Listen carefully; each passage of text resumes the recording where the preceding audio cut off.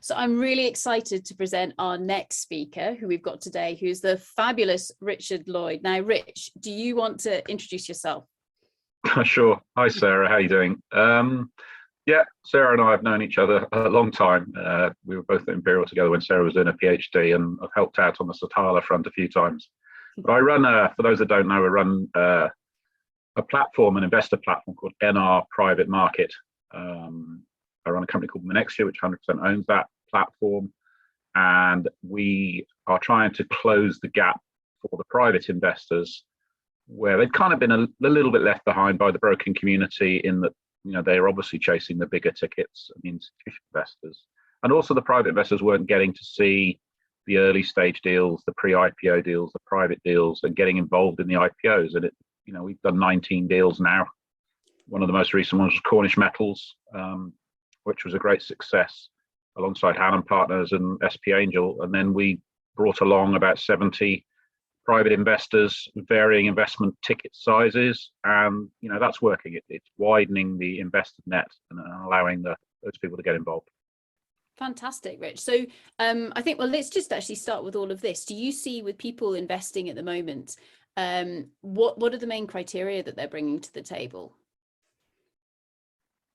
I mean, hot topics at the moment are obviously anything to do with electric vehicles and battery metals. I mean, it's a well-rehearsed debate. I'm sure others have spoken about that to great length. But I'm getting reverse inquiries all the time for, what lithium projects have you got coming down the track? What graphite, large flake graphite, nickel to some extent, but copper. They're the hot topics at the moment. The rare earths as well. Less so, and I think this is where a general theme is heading. The investor base we have, they are just not interested in iron ore, thermal coal, to some extent coking coal. Gold's always popular.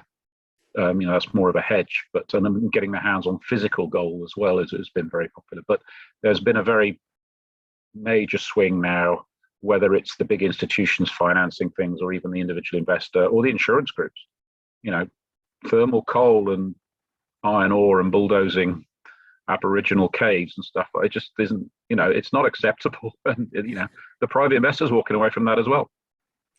So is it a case where, do you think this is people looking at the energy transition and the demand that's being driven from that? Or do you think it is more around the investors having to walk away from things like thermal coal, etc., and looking for somewhere else to put their money? What's really driving it? I think that the savvy private investors are seeing that the larger groups, hence the comment about perhaps insurance or whatever, are walking away from it. An Australian bank that I used to work for, they just will not finance coal mines outside of Australia. Now, why an Australian coal mine is better than anywhere else, I don't know, but you're looking after domestic stuff. So the returns then for the investors is going to be lower, because the large banks and institutions aren't able to back those projects, but they are all piling into the lithium, the battery metals, rare earths, whatever you want to call it. So a savvy investor will look into the future and, right, how are these projects going to get financed? Well, the lithium projects will get financed because the big boys will look at it, the banks, whatever, and they can get insured or whatever. So I'm going to get a better return, or an exit is going to be on a shorter horizon. And I think, it's not rocket science, but that's how people are thinking. And so, I mean, so we're looking at the commodities that I guess are more in fashion at the moment, because we need them for all the batteries and magnets, etc. In terms of the criteria that people are applying, so, I mean, a lithium mine can have very many array or a big array of ESG, both threats and opportunities. How are people assessing those projects? So you get a big tick in the box, it's lithium, great, but what next? What else are people kind of looking for to make sure it's the right investment? Yeah, I mean, as you know, the salars in Chile, very easy to extract it, but a very, very complicated chemistry set. Yeah. The spodumene and the pegmatites, it's a little harder to extract because you've got a hard rock, you've got to drill and blast, etc. But the chemistry set's easier. And then you've got, the sort of third method is what Jeremy's doing down in Cornwall and others are doing, is the geothermal and the sort of brine solution. Again, a lot easier. Once you get down there, a lot easier to extract. I don't know about the chemistry set yet. I'm not a metallurgist, but you've got different all three there have very, very different challenges. Obviously, a drill hole is a lot cleaner on surface. A hard rock mine is using all the kit, explosives, etc. And there's perhaps a little bit more. You've got to be much more careful on your environmental baseline study. But the Chilean salars, where are you going to get your water from? The water abstraction in Chile is one of the biggest issues out there, and that's what was the first question I asked. And I did look at a recent Chilean project, and they've just done an IPO, and I wasn't convinced that the abstraction license and the access to water was going to be sufficient. So it didn't end up on the platform. They've gone another route and got their financing. So those are always the big questions, and it's just knowing those projects. And it's the impact on the local farming and communities. If you're removing a heck of a lot of water from the system to treat your mining project or your exploration project, or even providing water for drilling while you're doing your exploration, that's a big issue down in Peru and Chile, as you well know. And I mean, this is something, Rich. I mean, we've spent many an hour, typically on a mine site, discussing all of this kind of stuff. Do you see investors asking these questions now, or are they they want some sort of certificate or some sort of stamp of approval to say that someone's got the ESG credibility? Where do you think we are in that journey? A bit of both. Yes, we do, and it's becoming a bigger and bigger topic every time we all discuss it. I do have investors that will say, I absolutely have to, you have to commit to me that they've done all this. Although it's pretty hard for our platform, for example, it's very hard to get on there if you haven't done all that. We use something called the 4 Cs. So the country, the commodity, the company or the corporate, and the concession. And within the analysis of the corporate and the concession, there are numerous sub-factors. That ESG side, environmental baseline studies, is the lesser spotted newt a threat, and does it live near your site? All those sort of things. We do a traffic light system, it's very basic, and I understand, I know Jamie's built something there with Digby where it's a lot more involved, and I know Satala are involved. It's taken it to that next stage again. And then the final stage, obviously, is trying to get through a credit committee, such as one of the banks or one of the funds like RCF or Orion, where, if you can't hand on heart say all of those the IFC 8 principles or the Equator principles and all the rest of it aren't absolutely nailed down, or you've got a game plan to get the 7, 8, 9 out of 10 instead of the 2 or 3 that you might be at the moment, if that's not in place, you're just not going to get the funding. Yeah. Which is, I mean, for somebody who spends a lot of time trying to do ESG and make it a reality, that this is a really good sign. So if we just then take that into, so the title of the conference is obviously, what is mining's role in the just transition? Now, just transition means different things to different people. What does it mean to you? The responsibility for everyone to be doing it, or making sure that it's not just lip service. I actually think the mining industry is pretty good at it. We have to be. We just get paraded out in front of people when it does go wrong. And yet, when we get it wrong, it goes drastically wrong. As does chemical, Bhopal, going back donkey's years when we were much younger, all the way up to tailings failures in Brazil. I know with social media and that now, when something goes wrong, we know what's happening in Ukraine every half an hour. In the good old days, it'd have taken weeks to get to that point. And maybe there were incidences in the past where it all just got swept under the carpet. Well, that's just not on anymore. But I think I think we actually lead the way in a lot of it, because we think about it very early in the process. We have to. And we've got some,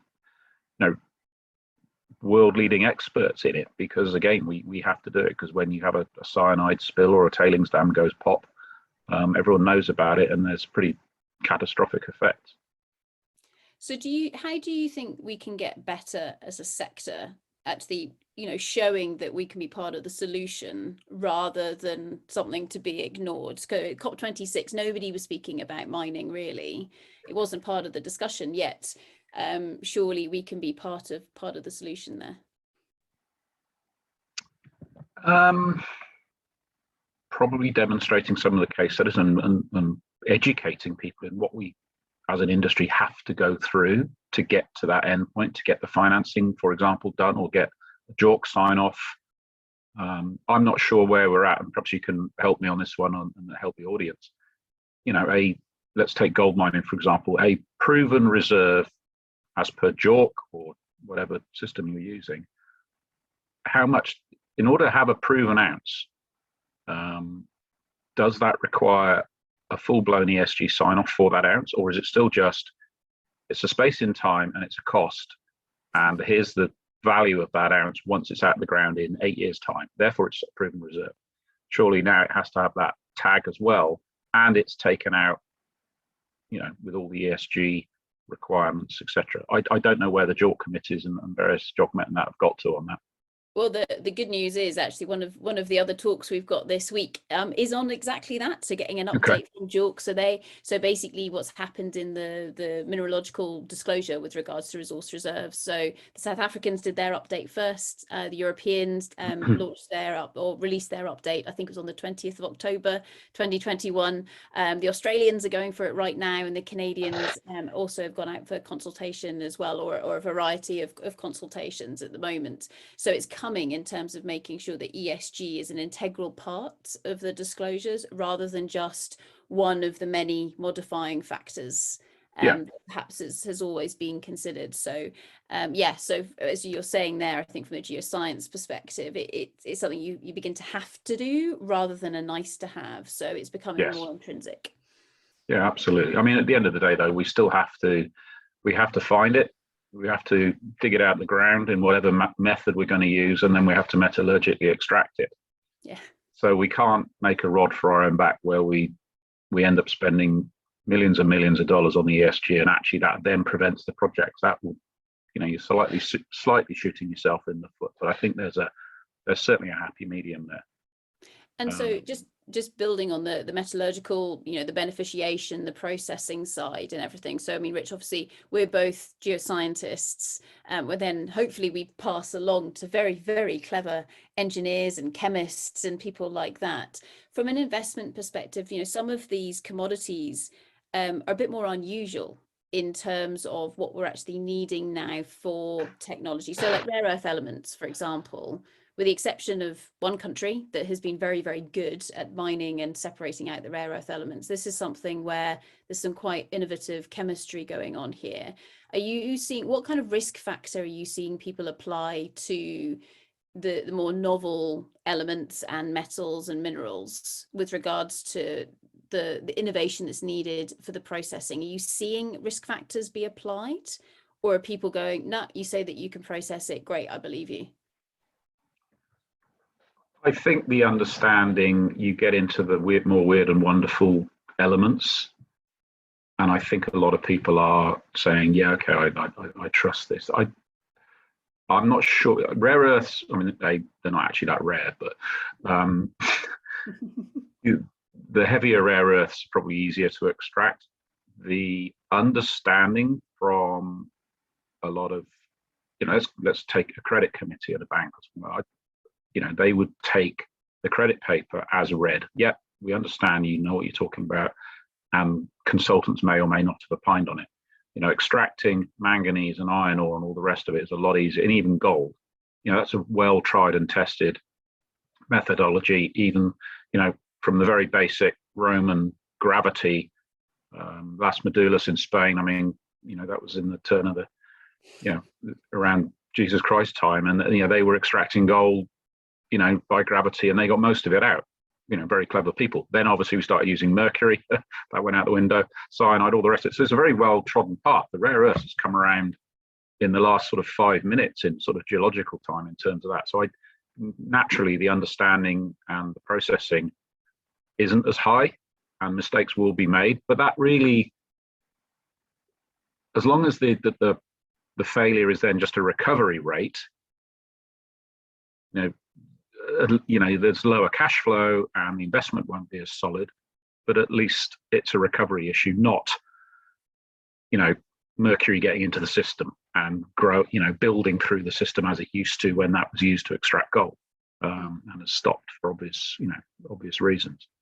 And you can always throw money at a plant and fix it. If you've got the geology wrong and you haven't found it in the first place because your interpretations are wrong, no money on earth's going to fix that, because if it isn't there, it isn't there. But usually the mining side and the metallurgical side, it is fixable. We did it in a project in Malaysia. We threw a lot of money at the plant and eventually got recoveries up to sort of 94, 95%. But we had something called preg robbing, where, sort of layman's terms, graphitic or very carbonaceous shale will cling on to the gold, and you've got to separate that. And it's something as simple as burnt coconut husks will do it, rather than a lot more cyanide, which is how people try and do it. So yeah, we had an issue there and it got solved, and rare earths will be the same learning process, as will lithium. And do you think, I think I really like what you said there about so long as the mistakes, and there will be mistakes made, so long as they're made on the recovery side, as in the money, rather than environmental disaster, because I think that's what a lot of people are worried about for some of these processing methods that are out there, is to say there's actually quite a lot of stuff that we don't know about at the moment. We're undertaking a lot of research, and we just need to make very, very sure that we don't have an environmental or a social disaster on our hands. Is that what I'm hearing from you? Yeah, I think so. I mean, these big Samarco, the big tailings stuff, that was laziness, really. Or, what was the analogy I used? I think you and I chatted about this once on a site somewhere. I said, it's like going on not that it happens anymore, like a 3-month rugby tour, and you come back and your children have suddenly grown up and you see all the differences. If you see them every day, you don't really see the minute changes. And I can't remember which corporate it was. I think it was Rio. Post the Vale incident, they moved every single tailings facility manager to another site, and they were allowed to pick holes in and there was a bit of point scoring going on, but you were then looking at a new tailings dam or new tailings storage facility, and you will spot shortcuts, differences. Oh, hang on a minute. And I think that's a good process, and we do ourselves. We all critique each other's work. You write a presentation, you want someone else to review it before it goes out. Yeah. In the same way, you look at a presentation, once you've written it, you've reviewed it yourself 20 times, you can't see the mistakes. Yeah. So we're talking, like, how do you get fresh eyes, fresh ideas, etc., into something like, a tailings storage facility or something like that? But then also, what about fresh ideas into money? And so I know that we've discussed things like green bonds and stuff like that. Do you want to expand on your thoughts there, Rich? Yeah, I was exploring this it's a private company in Panama. They used a bond. They were fortunate they had a stockpile with 120,000 ounces of gold in it, which a lot of mines would take your left arm off for. And because of it's already been crushed and it's ready to go, they were able to monetize that. And we were thinking about taking that one step further, because we had a lot of interest from family office, but wanted to be able to say, yes, hand on heart, we are acknowledging and respecting the investors behind us and the ESG requirements, or the green requirements, or whatever you want to call it. And checking, I think Imerys did a bond where it was sort of ESG linked or environmentally linked, where they got penalized if they failed. And we were thinking taking that to the next step. Now, whether that's in the future a crypto coin or a bond with a coupon or whatever that might look like, you could sell that to a market which will only invest in ESG sustainable bonds, if you like, if you want to call it that. And then there's a penalty and there's a coupon. So there's a financial penalty to the company if they don't meet those requirements. Now, that sounds counterintuitive, because you think, oh, great, the worse they perform, the bigger the coupon. But actually, you want to invest in it and you get your return, but you can also hold the executive or the cash flow for that project to not to ransom, but to you call them to question, and there is then a financial play. It's not just, oh look, we're really sorry and we fired so and so, but actually the coupon's gone from 5% to 6 to 7 to 8, so it starts to hurt them. Now the individual investor may not want the 7%, but they know that if it goes wrong, there will be a kicker and that the company will suffer financially from it. So, those techniques I think are going to come along. Yeah. How soon, I don't know. So I guess, I mean, what we're hearing here is that, there's some really interesting financial mechanisms that can be utilized at the moment, using things like cryptocurrency and what have you, to say, well, where do the penalties lie? So therefore, what behavior are you trying to drive, I guess, both on the ground, but also within the investors as well, which is really exciting. So Rich, with that, any final comments you would like to make with regards to mining's place within the just transition? Yeah, I think we should carry on, attracting people into the industry. All the degrees now are much more environmentally focused. I did mining geology. That doesn't exist as a degree anymore. I know you probably can't even call it that. Earth resources engineering is, I think, what it's called nowadays, which sounds a lot greener, but it's the same thing at the end of the day. But the focus now is on that. So it's attracting new, bright talent into that. And continuing, as I said, halfway through this, I honestly believe that the mining industry does lead the way in this, because we have to, and we have bigger challenges, and probably the chemical industry as well. And I think we just need to continue to do that. We can't be shy about having these debates. We need to be open about it, because if you've got a project and you can't demonstrate that you've got all that ESG, or at least a game plan to get it right, it might not all be correct to start with. Investors just aren't going to follow you. They'll follow, there were 1,000 IPOs last year in Australia. Now, they can pick and choose. There's enough deals out there. So if you haven't got it correct, you ain't going to get the money, which is a pretty big incentive. Brilliant. So I think on that, thank you so much, Rich. Really, really good to speak to you. Have a lovely time in South Africa, and hopefully see you soon. Thank you very much. Yeah, I will too. Take care, Sarah. Cheers. Bye. Bye.